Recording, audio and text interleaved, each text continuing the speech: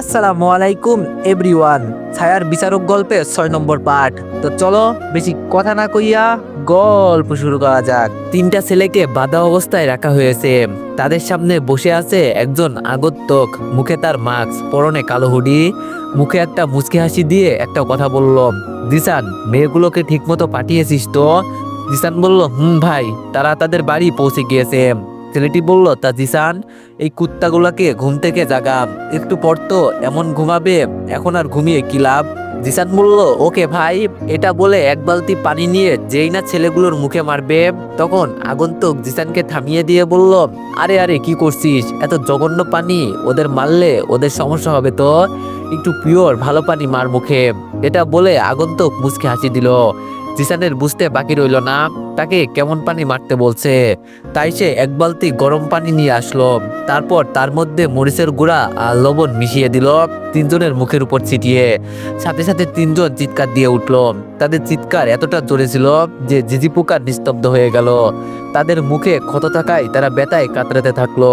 তাদের অসহায়ভাবে কাতরানো দেখে জিসান বলে উঠলো, ভাই, একটু বেশি হয়ে গেল না? এটা বলতে আগন্তুক জিসানের দিকে একটু তাকিয়ে বলল, আরে সবে তো মাত্র শুরু হলো, দেখতে থাক সামনে আরো কত কি হয়। আচ্ছা, আমার বই খাতা কলমগুলো টেবিলে সাজাতো, ততক্ষণে এরা আরেকটু মজা করে নিক, অনেকদিন হলো কাউকে পড়ানো হয় না। জিসান বলল, ওকে ভাই। এটা বলে জিসান একটা ব্যাগ থেকে একে একে বই খাতা কলম বের করতে লাগলো। এখন যদি আপনারা বলেন এত রাতে কে বই নিয়ে পড়বে, তাহলে ভুল ভাবছেন। আর ভুল ভাববেন কারণ সেগুলো যদি বই খাতা কলম না হতো, সেগুলো হচ্ছে ছুরি, চাপাতি, কাটার, ড্রিল মেশিন, হাতুড়ি ইত্যাদি অনেক কিছু। এইসব কিছু দেখে তিনটা ছেলে যেন চুপ হয়ে গেল। তাদের চোখে এক আকাশ পরিমাণ মায়া এখন দেখা যাচ্ছে। আগন্তুক বলল, তা এত মায়া এতদিন কোথায় ছিল? একটা মেয়েকে অপহরণ করে তাদের নানা যন্ত্রণা দিয়ে ধর্ষণ করে যখন বিদেশে পাঠাতি, তখন তোদের মায়াটা কাজ করছিল না? এটা বলে একটা ছেলের আঙ্গুলে কাঁটার দিয়ে চাপ দিতে চিরচির করে রক্ত ঝরতে লাগলো। ছেলেটা চিৎকার করছে কিন্তু আওয়াজটা বাইরে বেরোচ্ছে না, কারণ ছেলেটার মুখে কাপড় দেওয়া। এইবার আরেকটা ছেলেকে ধরে বলল, তোরা কার হয়ে কাজ করিস? ছেলেটি বলল, ভাই, আমরা টাকার জন্য এইসব করি, আমরা রিফাত ভাইয়ের হয়ে কাজ করি। আগন্তুক বলল, তাই রিফাতটাকে পাবো কোথায়? ছেলেটি বলল, ভাই ভাই, আমাকে ছেড়ে দিন, আমি কিছু জানি না, আমরা শুধু তার হয়ে কথা বলি, ব্যাস এটাই। এটা বলতে দেরি হলো। ছেলেটার মুখে কাপড় ঢুকিয়ে ড্রিল মেশিন দিয়ে তার হাত ছিদ্র করতে দেরি হলো না। আগন্তুকের যেন কোনো দয়া মায়া নেই। সে বলতে লাগলো, ছেড়ে দেওয়ার কথা এই মেয়েগুলো হয়তো বলছিল, বাট তোরা কি ছেড়ে দিয়েছিস? না, তাই আমিও ছেড়ে দিব না। এইবার তৃতীয় ছেলেটার হাতের একটা আঙ্গুল ধরে বলল, দেখ, আমি মিথ্যা পছন্দ করি না, আমি জানি তুই মিথ্যা বলবি না, আর মিথ্যা বললে দেখতে পাচ্ছিস। ছেলেটি বলল, ভাই, আমি সব সত্যি বলবো, কিন্তু আমাকে কিছু করবেন না। আগন্তুক বলল, বলতে থাক তুই। ছেলেটি বলল, ভাই, এইসব রিফাতকে মন্ত্রী করাচ্ছে, এইসব কিছু মন্ত্রী করছে। আগন্তুক বলল, মন্ত্রী আর কি কি করছে? ছেলেটি বলল, ভাই, মন্ত্রী এই শহরের পুরো ক্রাইমের মাস্টার মাইন্ড, সকল ধরনের অবৈধ ব্যবসা সব মন্ত্রী করে। আগন্তুক বলল, তুই এত কিছু জানিস কেমনে? ছেলেটি বলল, ভাই, আমি রিফাতের বন্ধু, আর আজকের ডিলটা পুরো দায়িত্ব আমাকে দিয়েছে। আগন্তুক বলল, এখন বল, মন্ত্রীর মাথায় এখন কি চলছে? ছেলেটি বলল, ভাই, আমি জানি না। আগন্তুক বলল, বলবি নাকি?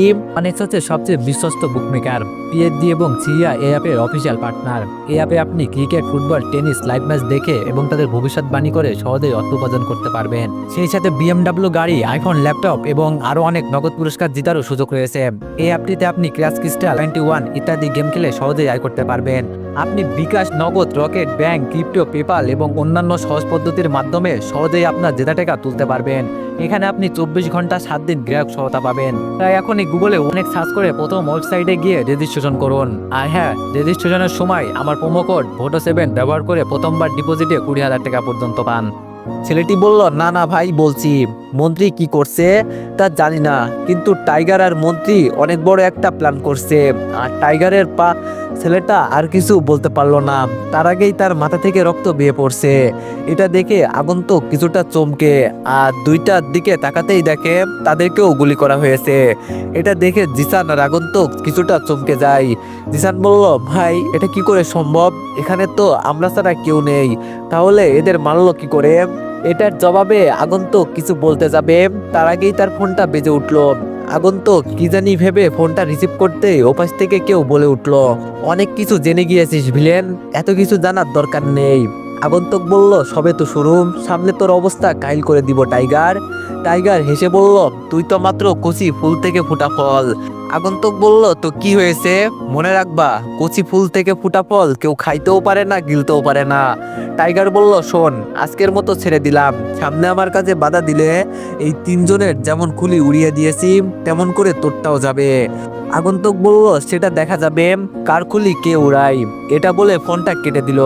মনের সুখে ঘুমাচ্ছিলাম, হঠাৎ কানের পাশে ফোনটা বেজে উঠলো। আমি ঘুম ঘুম চোখে রিসিভ করে বললাম, হ্যালো, কে বলছেন? তোর জম বলছি, দিনের 9টা বাজে, এখনো কি ঘুম থেকে ওঠার সময় হয়নি? আমি বললাম, আপনি কে যে আমার ঘুম নিয়ে এত মাথা ব্যথা? মেয়েটি বলল, ফোনের দিকে তাকা বান্দর। এই কথা শুনে আমি চোখ ডলে ফোনের দিকে তাকাতেই দেখি তানিয়ার ফোন। আমি সাথে সাথে বিছানায় বসে বললাম, আরে জানু, আজ হঠাৎ এমন কি হলো যে তুমি আমাকে ফোন দিলা? তানিয়া বলল, একদম জানু বলবি না কুত্তা, জানু বললে নাক ফাটিয়ে দিব। আমি বললাম, পরে তোমারই সমস্যা হবে, লোকে বলবে নাক নাইওয়ালা জামাই পাইছে। তানিয়া বলল, উফ, ফাজিলটা এত কথা বলে পেরে উঠি না। এই বেশি কথা না বলে তাড়াতাড়ি কলেজ যাই, ক্লাস শুরু হয়ে যাবে তো। আমি বললাম, এই তো তানু জানু, 5 মিনিট অপেক্ষা করো, 10 মিনিটে আসতেছি। এটা বলে আমি ওয়াশরুমে গিয়ে ফ্রেশ হয়ে রেডি হয়ে কিছু না খেয়ে কলেজের উদ্দেশ্যে রওনা দিলাম। আম্মু খাবার খেতে ডাক দিল, বাইরে খাবো বলে দিলাম। তারপর অনেকক্ষণ পরে কলেজে গিয়ে দেখি আমার পাগড়িটা কালো একটা জামা পরে আম গাছের নিচে বসে আছে। আমি তাড়াতাড়ি তার কাছে গিয়ে বললাম, সরি তানু পাখি। তানিয়া বলল, ওই রাতে কাল লগে টাঙ্কি মারছো, সত্যি করে বল। আমি বললাম, না মানে তোমার সাথে টাঙ্কি মারছি। তানিয়া বলল, তাহলে ঘুম থেকে উঠতে দেরি হলো কেন? আমি বললাম, তোমার মতো সুন্দর কিউট পিতনি রাগে একটা বউ নাই তো, তাই উঠতে পারিনি। তানিয়া বলল, তো বিয়ে করে ফেল, তাহলেই তো হয়। আমি বললাম, বিয়ে তো করতেই চাই, কিন্তু সে তো রাজি হয় না, আজ তো একটা ঘাড়তারা, আমার ভালোবাসা বুঝতে চায় না একদম। তানিয়া বলল, ওই কুত্তা, কি বললি আমি ঘাড়তারা? তবে রে, এটা বলে আমাকে তানিয়া মারতে আসলো, আর আমি কি আর দাঁড়িয়ে থাকবো? আমিও দৌড়াতে লাগলাম। এইদিকে আমাদের এমন দুষ্টুমি দেখে অনেকেই হাসতেছে, কিন্তু অনেকের ভিড়ে একজনের রাগে চুল ছিঁড়তে ইচ্ছে করছে। রাস্তার পাশে 3টা লাশ পাওয়া গিয়েছে, পুলিশ লাশগুলোকে শনাক্ত করে ফেলছে। তারা হলো এই শহরের অনেক বড় মাস্তান, এমন কোনো খারাপ কাজ তারা করে নাই, কেউ বলতে পারবে না। কমিশনার বলল, রফিক বলতো এদেরকে মারতে পারে। স্যার, যেই মারুক, তবে আমাদের অনেক বড় উপকার করছে, কারণ এদের জেলে ধরে রাখা যায় না, অনেক বড় মানুষের জন্য। কমিশনার বলল, ঠিক বলছো, তবে তাদের দেখো কিভাবে অত্যাচার করা হয়েছে। রফিক বলল, স্যার, মনে হচ্ছে খুনি অনেক বড় সাইকো। কমিশনার বলল, রফিক, এটা সাইকো না, এটা একটা প্ল্যান মার্ডার, বুঝলে? আমাদের এখন উপরের অর্ডার মানতে হবে, এই ফাইল বন্ধ রাখো। রফিক বলল, তার মানে স্যার আপনি বলতে চাইছেন এটা আমাদের কাজে ব্যাঘাত ঘটানোর জন্য করছে, এটাই তো? কমিশনার বলল, তুমি ঠিক বলছো, এখন যাও কাজে লেগে পড়ো, আর লাশগুলোকে মর্গে পাঠানোর ব্যবস্থা করো। রফিক বলল, ওকে বস। ঠাস ঠাস করে 2টা থাপ্পড় পড়লো রিফাতের গালে। রিফাত থাপ্পড় খেয়ে মাথা নিচু করে দাঁড়িয়ে রইল, আর নিজাম চৌধুরী রাগে কটমট করে তাকিয়ে আছে রিফাতের দিকে। নিজাম চৌধুরী বলল, ওই কুত্তার বাচ্চা, ওখানে কত কোটি টাকার মাল ছিল তুই জানতি না? তারপরও কিভাবে পুলিশের রেড পড়ে? রিফাত বলল, বস, আমি ওখানে আড়ালে ছিলাম, এরা পুলিশ ছিল না, আর মাফিয়া গ্রুপের মতো লাগছিল। নিজাম চৌধুরী বলল, আমার মুখে মুখে কথা বলিস কেন কুত্তার বাচ্চা? মাফিয়া গ্রুপ হয়েছে তো কি হয়েছে, ওদেরকে কি মারা যেত না? রিফাত বলল, বস, মারবো কিভাবে, তারা আমাদের থেকে দ্বিগুণ ছিল, আমি যে কোনো মতে পালিয়ে এসেছি সেটাই অনেক। নিজাম চৌধুরী বলল, এখন মরতে না চাইলে আমার চোখের সামনে থেকে সর। এটা বলতেই রিফাত মাথা নিচু করে চলে গেল, আর নিজাম চৌধুরী রেগে মেগে বলতে লাগলো, ভিলেনের বাচ্চা, তোকে তো আমি ছাড়বো না, তোর মৃত্যু আমার হাতে হবে। এইদিকে আমি, তানিয়া, রাফি, নাইম, রানা, রিমি আর আরোহী সবাই একসাথে ক্লাস শেষ করে ক্যাম্পাসে বসে আড্ডা দিচ্ছি। আমি বললাম, দোস্ত তোরা থাক, আমি একটু 1 নম্বর সেরে আসি। এটা বলে আমি কলেজের ওয়াশরুমের দিকে চলে গেলাম। তারপর 1 নম্বর সেরে বের হয়ে হাঁটতে লাগলাম। এমন সময় ফোনে একটা মেসেজ আসলো। মেসেজটা দেখে মুচকি হাসি দিতেই আমার ফোনটা বেজে উঠলো। দেখি অচেনা নাম্বার থেকে কল। আমি মুচকে হাসি দিয়ে কল রিসিভ করে বললাম, আসসালামু আলাইকুম স্যার। স্যার বলল, ওয়ালাইকুম আসসালাম। এসব কি আবির, আমি কি দেখছি? আমি বললাম, কি স্যার, আপনি কি দেখছেন? স্যার বলল, তোমার কি করা উচিত আর তুমি কি করছো, তার থেকে বড় কথা তুমি। আমি বললাম, স্যার আপনি শুধু আমার উপর নজর রাখেন, তারপর বুঝতে পারবেন। এখন তাহলে আমি আমার মতো থাকি, কেমন স্যার? স্যার বলল, আবির যা করার তাড়াতাড়ি করো, আমাদের হাতে কিন্তু সময় কম। আমি বললাম, ওকে স্যার। এটা বলে ফোন কেটে দিলাম। গাছের গোড়ায় যখন পোকা থাকে, সেই পোকা পাতায় খুঁজে কি লাভ? পোকা তো আর পাতা খাবে, সে তো একেবারে গাছকে খেতে চায়। কথাটা একটু রহস্যজনক হলেও একটু জটিল বটে। এইদিকে তানিয়া মনে মনে ভাবছে, এই হারামি আমার কি হলো? 1 নম্বরে গিয়ে দেখি 4, 5, 6 সব করে ফেলছে মনে হয়। রাফি বলল, তানিয়া এমন করে কি ভাবছিস? তানিয়া বলল, তেমন কিছু না। আবির সে কখন গেল, এখনো আসতেছে না। রিমি বলল, আহারে এখন কিছু হলো না, তার আগে এত চিন্তা, না জানি সামনে আরো কত চিন্তায় পড়তে দেখমু। রিমির কথা শুনে তানিয়া হালকা লজ্জা পেল, কাউকে বুঝতে না দিয়ে মুখ ভেঙচি দিয়ে বলল, হ্যাঁ আমার ঠেকা পড়ছে ওই বান্দরটার জন্য চিন্তা করতে। রানা বলল, আরে তুই চিন্তা না করলেও আমার বন্ধুর জন্য অনেকেই চিন্তা করে, বুঝলি? নাইম বলল, রানা ঠিক কথা বলছিস। আর তানিয়া দেখ, তোমার প্রেমিককে কেউ আবার চিপাই নিয়ে গেছে গা। এটা বলে সবাই হাসতে লাগলো। আর সবার হাসা দেখে তানিয়া সেখান থেকে রেগে মেগে উঠে হাঁটতে লাগলো। কিছু দূর আসতেই হঠাৎ সামনে তাকাতেই তার চোখ মুখ রাগে লাল হয়ে গেল, কারণ তানিয়ার সামনে দেখলো আবির একটা মেয়ের সাথে কথা বলছে। এইদিকে আমি ফোন কেটে আবার আড্ডার জায়গায় আসতেছিলাম, হঠাৎ একটা মেয়ে সামনে এসে দাঁড়াতেই আমি দাঁড়িয়ে গেলাম। আমি বললাম, কিছু বলবেন কি? মেয়েটি বলল, কিছু বলতেই তো আপনার সামনে দাঁড়িয়েছি, তাই না? আমি বললাম, তা কি বলার আছে তাড়াতাড়ি বলেন। মেয়েটি বলল, দেখেন আমি কথা ঘুরিয়ে বলতে পারি না, আমি যা বলি সোজাসুজি বলি। আমি আপনাকে পছন্দ করি, আপনাকে ভালোবাসি। আমি মনে মনে বললাম, আহারে এমন সোজাসুজি কথা যদি সে আমাকে বলতো, ইস। মেয়েটি বলল, কি হলো, চুপ করে আসো কেন, কিছু তো বলো। আমি বললাম, আপনি যখন সোজাসুজি বলছেন আমিও সোজাসুজি বলছি, সরি আপু। মেয়েটি বলল, কি আপু? আমি বললাম, আপু আমি আপনাকে গ্রহণ। আমি আর কিছু বলতে পারলাম না, কারণ আমি সামনে তাকিয়ে দেখি তানিয়া চোখ দুটো লাল করে আমার দিকে তাকিয়ে আছে, মনে হয় কাছে পেলে খেয়ে ফেলবে। আমাকে এমন ভাবে ঢোক গিলতে দেখে মেয়েটা বলে উঠলো, কি হলো, আমার প্রপোজের উত্তর না দিয়ে এইভাবে ঢোক গিলছো কেন? তানিয়া বলল, তোর উত্তরের খেতায় আগুন মারি, ওই কুত্তা, এটা তোর 1 নম্বর তাই না? এই কথা বলতে মেয়েটা পিছন ঘুরে দেখে তানিয়া রেগে কথাটা বলল। তানিয়াকে এইভাবে রেগে থাকতে দেখে মেয়েটা আস্তে করে চলে যেতে নিল। তানিয়া বলল, ওই ফারিয়া দাঁড়া বলছি, কোথাও যাবি না। ও তার মানে মেয়েটার নাম ফারিয়া? তানিয়া বলল, ফারিয়া তুই এই লুচ্চাটাকে কি বলছিস? ফারিয়া বলল, আরে তানিয়া, আবির লুচ্চা হবে কেন, সে তো অনেক ভালো ইনোসেন্ট। এইবার তানিয়া কটমট করতে করতে বলল, ও ভালো ইনোসেন্ট তাই না? ওই তোকে বলছি তুই আবিরকে কি বলছিস? ফারিয়া বলল, না ইয়া মানে প্রপোজ করছিলাম। ফারিয়ার কথা শুনে তানিয়া আরো রেগে গেল। তানিয়া বলল, তাই এই লুচ্চাটা কি বলছে? ফারিয়া বলল, কি বলবে, তার আগেই তো তুই চলে এসেছিস। তানিয়া বলল, যা করছিস সব ভুলে যা, আর হ্যাঁ ভুলেও আবিরের আশেপাশে যাতে দেখি না, বুঝলি? ফারিয়া বলল, তানিয়া বলল, তাহলে যা এখান থেকে। এটা বলতেই ফারিয়া চলে যেতে লাগলো, আর আমিও চলে আসতে লাগলাম। তখনই পিছন থেকে তানিয়া আমার কলার ধরে বলতে লাগলো, এই যে বানর মহারাজা, আপনাকে কে যেতে বলেছে? আমি বললাম, না মানে এখানে থেকে কি করব তাই চলে যাচ্ছি। তানিয়া বলল, চুপ কর লুচ্চা, এটা তোর 1 নাম্বার। আমি বললাম, বিশ্বাস করো আমি কিছু করিনি, সব ওই মেয়েটা বলছে। তানিয়া বলল, সে বলছে আর তুই শুনবি তাই তো? আমি বললাম, না শুনলে মেয়েটা আমাকে খারাপ ভাববে তো তাই। তানিয়া বলল, আরে আমার ভালো রে, যেই না তার প্রপোজাল রিজেক্ট করছি অমনি আরেকটা মেয়ের পিছনে পড়ে গেছিস লুচ্চা কোথাকার। আমি বললাম, তো কি হয়েছে, আমি তো আর তোমাকে বলছি না। তানিয়া বলল, একটা থাপ্পড় দিব আরেকবার যদি মুখে মুখে তর্ক করিস তো। আমি বললাম, দেখো তোমাকে আমি প্রপোজ করছি, তুমি রিজেক্ট করে দিয়েছো তাই না? তানিয়া বলল, তো কি করব, তোর মতো লুচ্চার সাথে কে রিলেশন করবে শুনি? আমি বললাম, ও আমি লুচ্চা তাই না? তানিয়া বলল, তুই লুচ্চা না, তার থেকেও বড় কিছু, কারণ যে মেয়েদের পিছনে ঘুরঘুর করে তাকে বকাটে লুচ্চা বলে, যার গুণ সব তোর কাছে আছে। তানিয়ার এমন কথা শুনে আমার মাথা গরম হয়ে গেল, কারণ আজ পর্যন্ত কোনো মেয়ের পিছনে ঘুরিনি, একমাত্র তানিয়ার পিছনে ছাড়া, কারণ আমি তানিয়াকে ভালোবাসি। এতদিন এসে আমাকে অনেক অপমান করত, সব ভালোবাসা হিসাবে নিয়েছি, আজকেও ভালোবাসা হিসাবে নিব। তানিয়া বলল, কি হলো, সত্যি কথা বলছি তাই চুপ করে আছিস তাই না? চুপ করেই থাকবি, তাছাড়া আর কি বলবি? আমি বললাম চুপ করেই থাকবো আজ থেকে আর আপনার পিছনে থাকবে না কেউ, ভালোবাসি বলবে না কেউ, কেউ জানু জানু বলে ডাকবে না। ভালো থাকবেন। আশা করি অনেকদিন বিরক্ত করে ফেললাম, এখন থেকে কেউ বিরক্ত করবে না। এটা বলে সেখান থেকে চলে আসলাম আমি। এইদিকে আমার এমন কথা শুনে তানিয়া থ হয়ে দাঁড়িয়ে থাকলো। সে বোঝার চেষ্টা করছে আমি কি বললাম। সে চাইছিল কি করতে আর কি হয়ে গেল। তারপর আবার নিজেই বলে উঠলো, দূর, সে এমন বলছে, ঠিক রাতেই আবার কল দিবে।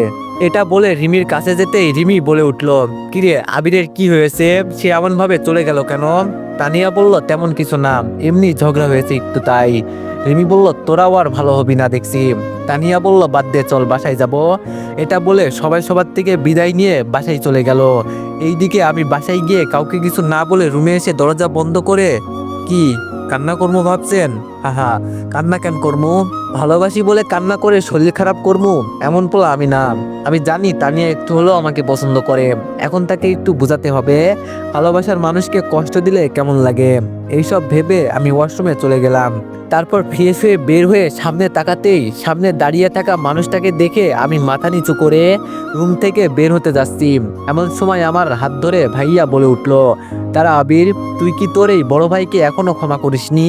আমি বললাম, আপনি কি ভুল করলেন যে আমি আপনাকে ক্ষমা করব? ভাইয়া বলল, তাহলে এখনো আপনি করে বলছিস কেন? আমি বললাম, ওটার উত্তর আমার থেকে বেশি আপনি জানেন। ভাইয়া বলল, ভাই আমার, আমি বলছি আমার ভুল হয়েছে, আর কখনো তোকে অমন কথা বলবো না, প্লিজ আমাকে ক্ষমা করে দে। আমি বললাম, ক্ষমা তো তাকে করা যায় যে ভুল করে, আর আপনি তো কখনো ভুল করেননি। ভাইয়া বলল, ভাই এমন কথা বলিস না, তোর পায়ে পড়ি, প্লিজ তাও আমাকে মাফ করে দে। এটা বলে ভাইয়া যেই না আমার পা ধরতে যাবে তখনই আমি ভাইয়াকে ধরে বললাম, এই ভাইয়া, এটা কি করছিস? বড় ভাই হয়ে ছোট ভাইয়ের পা ধরছিস, লজ্জা করে না? ভাইয়া বলল, মাফ না করলে পা তো ধরতেই হবে। আমি বললাম, আরে কিসের মাপ, কিসের ভুল, আমি সব ভুলে গেছি, তুইও ভুলে যা। আর আরেকবার ক্ষমা চাওয়ার কথা বলবি তো তাহলে আর কথাই বলবো না। এটা বলে ভাইয়াকে জড়িয়ে ধরতে ভাইয়া আমাকে জড়িয়ে ধরলো। ভাইয়া বলল, জানিস অনেকদিন পর তোর মুখে তুই আর ভাইয়া ডাক শুনছি, যার কারণে মনের মধ্যে এক প্রকার শান্তি বিরাজমান করছে। সরি তোকে ওইসব কথা বলার জন্য। আমি বললাম, ভাই আবার সরি, তাহলে কিন্তু আমি। ভাইয়া বলল, ঠিক আছে আর বলবো না, এখন নিচে চল, আম্মু খেতে ডাকছে। তারপর দুইজন মিলে নিচে খেতে গেলাম। খাওয়া দাওয়া শেষ করে যখনই রুমে চলে আসলাম, রুমে এসে কতক্ষণ ফোন টিপে চলে গেলাম বন্ধুদের সাথে আড্ডা দিতে। এইদিকে রকি ও তার বন্ধুরা বলাবলি করছে। রাই বলল, রকি, আজ 3 দিন পর আমরা মোটামুটি ভালো হয়েছি, শালা আবিরের বাচ্চা কি খায় আল্লাহ জানে। এখন তুই বল আমরা কি করে ওর থেকে প্রতিশোধ নিব? রকি বলল, ওয়েট কর বাচ্চা, শালার কাছ থেকে প্রতিটা মায়ের প্রতিশোধ নিব, তার পাশাপাশি যার জন্য আমাদের মারছে তাকে ওর কাছ থেকে আলাদা করব, দেখে নিস। নয়ন বলল, আচ্ছা একটা কথা আমাকে বলতো রকি। রকি বলল, কি? নয়ন বলল, তুই কি সত্যি ওই তানিয়াকে ভালোবাসিস, যার জন্য আমাদের ব্যবসা করা বন্ধ করে দিয়েছিস? রকি একটু হেসে বলল, নয়ন, তুই আমার বন্ধু হয়েও আমাকে চিনলি না? নয়ন বলল, মানে তুই কি বলতে চাইছিস? রকি বলল, দেখ, তানিয়ার মতো মেয়ে আমি ইচ্ছে করলেই রোজ বেডে রাখতে পারতাম, কিন্তু তানিয়াকে বিয়ে করার একটা মাত্র উদ্দেশ্য। রাই বলল, কি? রকি বলল, তার বাবার অদল সম্পত্তি, তাছাড়া এই ব্যবসা ভাইয়া কিছুদিন বন্ধ রাখতে বলছে, তাই করছি না। নয়ন বলল, মামা তুই বড় একটা খিলাড়ি, কিন্তু এখন তো তানিয়াকে পাবি না। রকি বলল, সেটা সময় বলে দিবে, এখন কয়দিন কলেজে যাব না, এখানে বসে মজা করব। আমি বন্ধুদের সাথে সন্ধ্যা পর্যন্ত আড্ডা দিয়ে চলে গেলাম বাসায়। তারপর কিছুক্ষণ পড়ালেখা করে খাবার খেতে গেলাম। খাওয়ার সময় আব্বু বলে উঠলো, আবির শোন। আমি বললাম, বাবা বলো। আব্বু বলল, কাল বিকেলে তুই তোর ভাইয়ার সাথে বিয়ের শপিং করতে যাবি। আমি বললাম, ওকে যাব, বাট আব্বু এখনো তো কিছু প্ল্যান করলে না, কিভাবে কি করবা? আব্বু বলল, দেখ, তোর ভাইয়া স্যার মানে শ্বশুর বলেছে বিয়েটা পারিবারিকভাবে হবে, তাই কিছু করছি না, কিন্তু হ্যাঁ তোর বিয়ের সময় করব। আব্বুর কথা শুনে হালকা লজ্জা পেয়ে উঠে রুমে চলে আসলাম। তারপর ফোন টিপতে লাগলাম। তখন মনে হলো তানিয়াকে তো এখনো কল দেওয়া দরকার, তাই দেরি না করে যখন কল দিতে যাব তখনই কলেজের কথাটা মনে উঠে গেল, তাই রাগে আর ফোন দিলাম না। যার কাছে নিজের দাম নাই, যাকে ভালোবাসার জন্য বকাটে উপাধি পেয়েছি, তাকে কেন কল দিব আমি? এইসব ভাবতে ভাবতে ফোন টিপতে লাগলাম। এইদিকে তানিয়া বিছানায় বসে বসে ভাবছে, কি হলো এই বাদরটার, আজ এতক্ষণ হয়ে গেল এখনো ফোন দিচ্ছে না যে, নাকি আবার রাগ করে বসে আছে। আচ্ছা আজ আমি ফোন দিয়ে দেখি। এটা বলে তানিয়া ফোন দিল আমার ফোনে। এইদিকে আমি ফোন টিপতেছিলাম, তখন তানিয়ার কল আসলো। প্রথমে মনে করলাম ধরবো, কিন্তু আমি ধরলাম না। আবার দিল, আবারও ধরলাম না। এইভাবে 10টা কল আসলো, কিন্তু আমি একটা কলও ধরলাম না। এইদিকে তানিয়া কুত্তা, বিলাই, হনুমান, পচাডি, ইঁদুরের লেজ আমার সাথে রাগ দেখাই, তাই না? একবার কাছে পাই, দেখাবো আমি এত রাগ কোথায় রাখিস। রাত 1টা বাজে। শুনশান রাস্তা দিয়ে গাড়ি নিয়ে বাড়ির দিকে যাচ্ছে মেজর নাসির। হঠাৎ করে ড্রাইভার গাড়ি ব্রেক করতেই নাসির বলে উঠলো, কি হলো, গাড়ি কেন থামালে? ড্রাইভার বলল, স্যার সামনে একটা বড় গাছ, কি করব স্যার? এটা বলে যখনই ড্রাইভার গাড়ি থেকে বের হবে, তখনই মেজর নাসির বলে উঠলো, দাঁড়াও, গাড়ি থেকে নামবে না। ড্রাইভার বলল, কিন্তু স্যার না নামলে বাসায় যাব কি করে? ড্রাইভার আর কিছু বলতে পারলো না, তার আগেই একটা গুলি এসে সামনের গ্লাসে লাগলো। নাসির বলল, ভাগ্য ভালো বুলেট প্রুফ ছিল, না হলে খুলি এখনই উড়ে যেত। তাড়াতাড়ি গাড়ি ঘুরিয়ে অফিসের দিকে চলো। এটা বলতে ড্রাইভার তাড়াতাড়ি করে গাড়ি ঘুরিয়ে অফিসের দিকে যেতে লাগলো। আর তাদের গাড়িতে তাড়াতাড়ি গুলি ছুটতে লাগলো, কিন্তু গাড়ি বুলেট প্রুফ থাকার কারণে কিছু হলো না। বস, কাজ হয়ে গেছে, তবে শালাকে মারতে পারলাম না। এটা শুনে অপর প্রান্তে থাকা মানুষটা বলে উঠলো, গুড, এমন কাজ করবি। এটা বলে ফোনটা কেটে দিল লোকটা। এইদিকে গাড়ি চালাতে চালাতে ড্রাইভার মেজরের উদ্দেশ্যে বলে উঠলো, স্যার এই কারণে গার্ড আনতে বলছিল ছোট স্যার। মেজর বলল, আরে দূর, আমি কি জানতাম এমনটা হবে। ড্রাইভার বলল, তবে স্যার আপনাকে অনেক অনেক ধন্যবাদ, আপনি যদি তখন না আটকাতেন তাহলে এখন আমি উপরে চলে যেতাম। মেজর বলল, তুই না বাঁচলে কি আমি বাঁচতাম? তুই বের হলে 2জন ছাদে মরতাম। ড্রাইভার বলল, স্যার এখন কি ফোর্স পাঠিয়ে দিবে ওখানে? মেজর বলল, থাক, লাগবে না, ওরা আমাকে মারতে আসছিল আর আমাকে মারতে পারে নাই, তাই চলে গিয়েছে মনে হয়। ড্রাইভার বলল, স্যার আপনাকে যে মারতে আসছে সেটা আপনি কি করে জানলেন? আর ডাকাত তো হতে পারে। মেজর এমন কথা শুনে বলল, না মানে আরে পাগল, ওরা যদি ডাকাতি করতে আসতো তাহলে সাধারণ গাড়ির সামনে এসে বন্দুক ধরতো, তারা সেনাবাহিনীর গাড়িতে আক্রমণ করতো না, বুঝলি? ও সরি স্যার, মাথায় আসেনি। নেন স্যার, অফিসে আসলাম, এখন কি বাড়ি যাবেন? মেজর বলল, না, আজ এখানে থাকবো। এটা বলে মেজর নাসির অফিসে ঢুকে পড়লো। সকালবেলা ঘুম থেকে উঠে ফ্রেশ হয়ে নাস্তা করে কলেজে চলে গেলাম। কলেজে গিয়ে দেখি সবাই বসে আড্ডা দিতেছে, তাই আমি ওই দিকে যেতে লাগলাম। এইদিকে রানা বলল, কিরে তানিয়া, সেই কখন থেকে দেখছি কেমন চোখ মুখ লাল করে চুপ করে বসে আছিস, কিছু বলছিস না, কি হয়েছে একটু বল। তানিয়া বলল, আমার কিছু হয়নি, ভালো লাগছে না তাই বসে আছি। রিমি বলল, আরে দেখছিস না আশিক এখনো আসেনি, তাই হয়তো এমন করছে। এটা বলে সবাই হাসতে লাগলো, আর এইদিকে তানিয়াও আরো রেগে যাচ্ছে। আমি বললাম, কি কথা হচ্ছে শুনি, যার জন্য এত হাসাহাসি? রাফি বলল, মামা তোমার কথা হচ্ছে, হায়াত অনেক লম্বা। আমি বললাম, ধুর, এইসব আজগুবি কথা বলিস না তো। এটা বলতেই নাইমের পাশে গিয়ে বসলাম। আমি নাইমের পাশে বসতেই সবাই আমার দিকে চোখ বড় বড় করে তাকিয়ে আছে, যেন আমি এলিয়েন। আর তানিয়ার আগে হাত মুষ্টি বন্ধ করে বিড়বিড় করে কি যেন বলছে। আমি বললাম, কিরে সবাই এমন ভাবে তাকিয়ে আছিস কেন, জীবনে কি ছেলে মানুষ দেখিসনি? এটা বলতে নাইম আমাকে গুতা দিয়ে ফিসফিস করে বলতে লাগলো, হালা, ভাবির পাশে জায়গা থাকতে আমার পাশে বসলি, তাই এমন করে তাকিয়ে আছে। আমি বললাম, ও আসলে আমি যেই দিক থেকে বন্ধুত্ব করছি তানিয়ার সাথে, সেই দিক থেকে তানিয়ার পাশে বসছিলাম, তাই সবাই এমন করছে। আমি বললাম, সবাই হাঁ করে তাকিয়ে না থেকে নিজের কাজে মন দাও। এটা বলতে যে যার মতো ফোন টিপতে লাগলো, আর তানিয়া আমার দিকে রাগি চোখে তাকিয়ে থাকতে লাগলো। হঠাৎ করে তানিয়া বলে উঠলো, আবির তোর সাথে আমার কিছু কথা আছে। কিন্তু আমি না শোনার মতো করে ফোন টিপতে লাগলাম। তানিয়া আবার বলল, আবির তোর সাথে আমার কিছু পার্সোনাল কথা আছে, একটু সাইডে আসবি? আমি আমার মতো ফোন টিপতে লাগলাম, এমন ভাব করছি যেন তানিয়ার কথা আমি শুনতে পারছি না। সবাই তো আমার কাজকাম দেখে অবাক। তখন রাফি মেসেজ দিয়ে বলল, হালা মনে হয় প্রপোজ করবে, ভাবনা নিয়ে চিপাই যা বলছি। এমন মেসেজ দেখে আমি রাফির দিকে রাগি দৃষ্টিতে তাকালাম।